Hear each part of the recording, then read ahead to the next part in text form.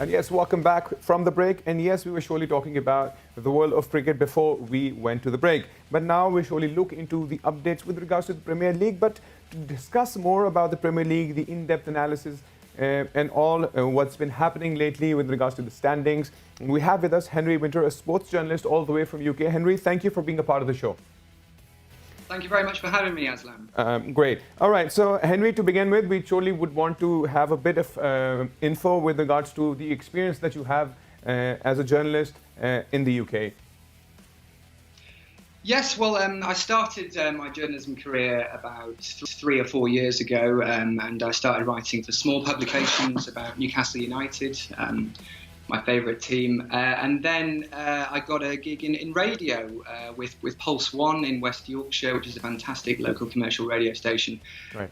Where we've covered all manner of sport, really. Obviously, Leeds United being the big team near where I'm based, who've had a fantastic story to follow over the last few years. And yeah, I'm trying to get to as many games as I can, although obviously at the moment, awesome. It's a bit difficult with COVID, and we very much miss it going to the games. But anyways, we'll switch over instantaneously and we'll jump to the last match that took place, the Manchester United winning against West Ham.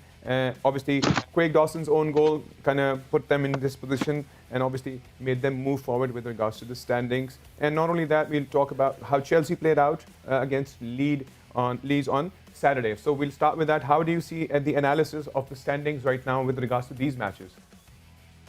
Well, the Manchester United game was an interesting one, Alan, because it was very boring and very dull, actually. And it was that Craig Dawson own goal that decided a very dull game at Old Trafford, really. And look, Manchester United, they're not going to catch Manchester City at this point. It's out of the question. But what they're doing right now is they're just securing that top 4 spot, which is so important for a club the size of Manchester United. Right. And what about...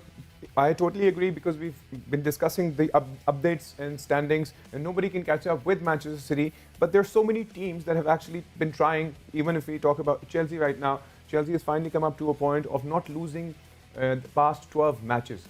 How do you see the strength of Thomas Tuchel bringing into Chelsea and bringing them to life? Because before this, things were very unstable, even though Frank Lampard himself, a brilliant footballer, but when it came to the execution of getting the teams up and running, things weren't really going his way. So what did Thomas Tuchel do to bring Chelsea to life? What Thomas Tuchel has, Alan, is experience working with big players. And Frank Lampard, with all respect to him, didn't. He was at Derby County before he went to Chelsea, and it was a very big step up. And he had a bit of an embarrassment of riches, really, in the summer, in the last summer, with the players they brought in. What Thomas Tuchel is doing now is taking all these talented players and he's making it work.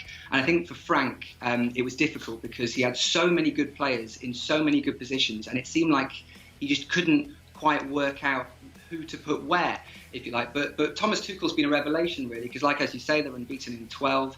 They've got a lot of clean sheets as well, which is something that Chelsea was struggling to do beforehand. And like Manchester United, Chelsea are in the top 4 now. Right. They'll be disappointed that they didn't get that win yesterday. That's 2 points dropped for them, really. Right. Besides that, the chase is still on for the top 4. People have been very upset. As you mentioned before, the COVID situation has also trickled down the entire effect of the standings, even of the players themselves, those who've been suffering from it as well, making their comeback, but playing in the stadium which is empty.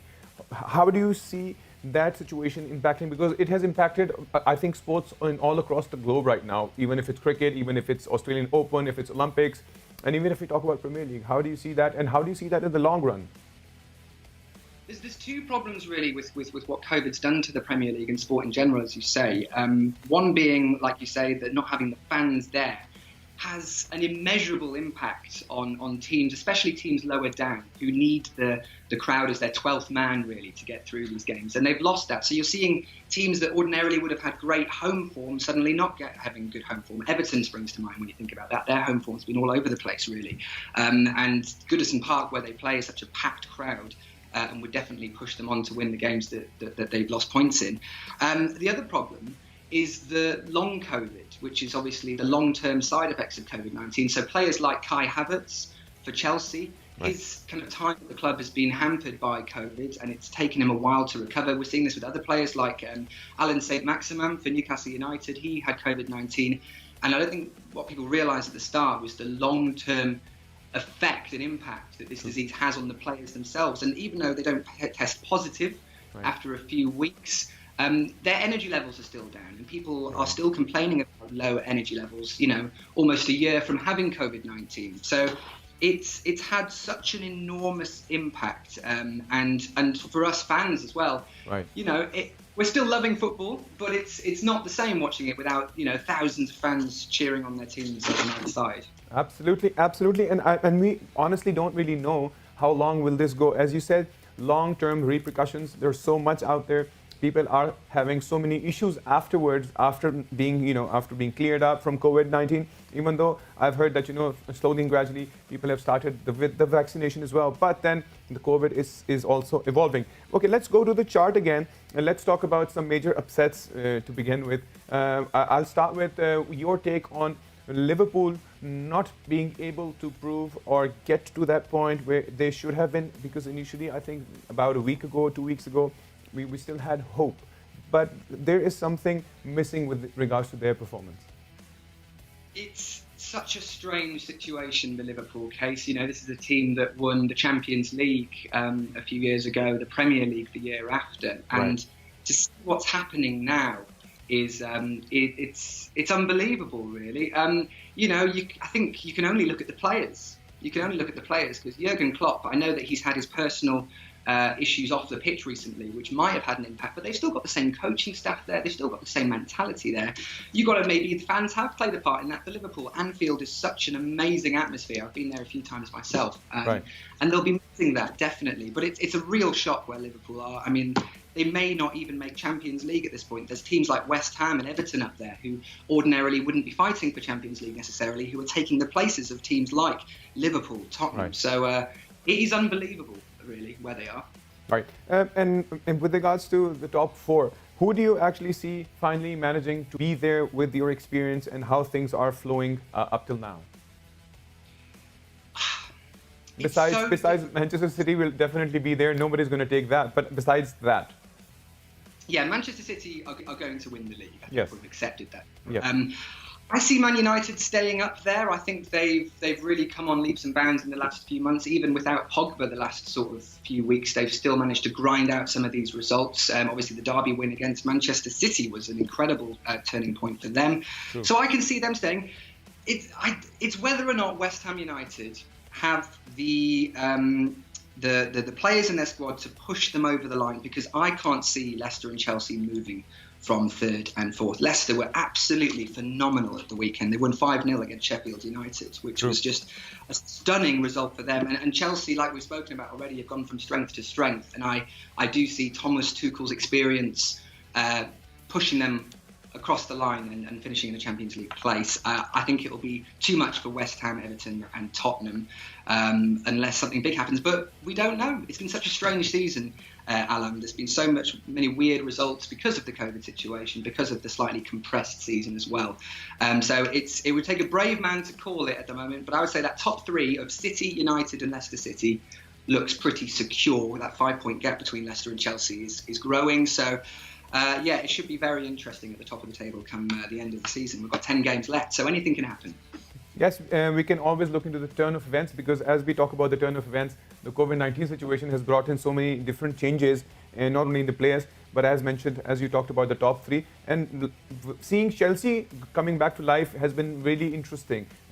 Like as we started off discussing it at the very start, if they manage to maybe have a few victories, though, I think the chart that we currently see now would somewhat be pretty much like this. What do you think about that?